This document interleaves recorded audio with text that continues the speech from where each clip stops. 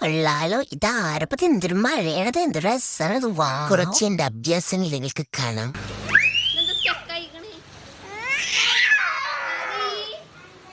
ഇന്നുണ്ടല്ലോ രാവിലെ തന്നെ നല്ല മഴത്തിന് മഴത്തിറക്കി തോന്നിക്ക് ഇഷ്ടമായില്ലാന്ന് തോന്നുന്നത്. അതുകൊണ്ട് സ്റ്റക്കായിട്ട് നിൽക്കാം. ശേഷം ഓഫീസിൽ നിന്ന് കോൾ വന്നപ്പോൾ പിന്നെ ഞാൻ ഓഫീസിലേക്ക് പോകും. അവിടെ ആണെങ്കിൽ ഓണം സെലിബ്രേഷന്റെ പ്രിപ്പറേഷൻസും കാര്യങ്ങളൊക്കെ. ഞാൻ എത്തിയ പാട് നാളത്തെ പരിപാടി ഏതൊക്കെയാന്ന് നോട്ട് ചെയ്തിട്ടാ. ഒത്തിരി സാറിനെ കൊണ്ട് സബ്സ്ക്രൈബും കൂടി ചെയ്യിപ്പിച്ചേ.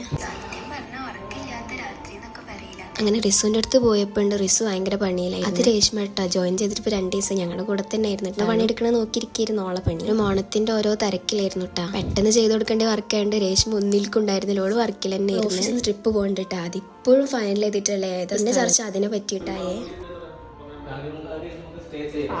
പോവാനാണോ എനിക്ക് ഒട്ടും പ്രതീക്ഷിക്കാത്ത വരവായിരുന്നു നിന്റേത്. അതുകൊണ്ട് ഉച്ചയ്ക്ക് ഫുഡ് കൊടുക്കും. സാറിൻ്റെ ബിരിയാണി ആയിരുന്നു കേട്ടോ. നമുക്ക് ബിരിയാണി വേണ്ടെന്ന് അറിയില്ല. ഫുള്ള് കേൾക്കാൻ പറ്റുന്നുണ്ടായിരുന്നില്ല. അത്ര കഴിഞ്ഞപ്പോൾ ജിമ്മിത്തോണം കഴിഞ്ഞിട്ട് 2 ചേച്ചിമാർ എത്തിയിട്ടുണ്ട്. ഇന്ന് ശ്രുതേച്ചിന്റെ ബർത്ത്ഡേ ആട്ടോ. അപ്പൊ അതുകൊണ്ട് കേക്ക് എന്ന് പറഞ്ഞിട്ടാണ് ആൾ ഓഫീസിലേക്ക് വന്നത് തന്നെ.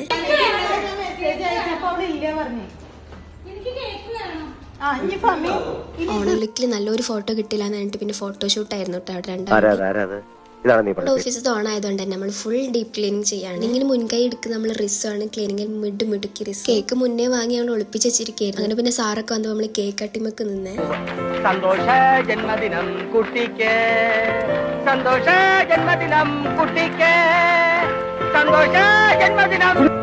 Happy birthday.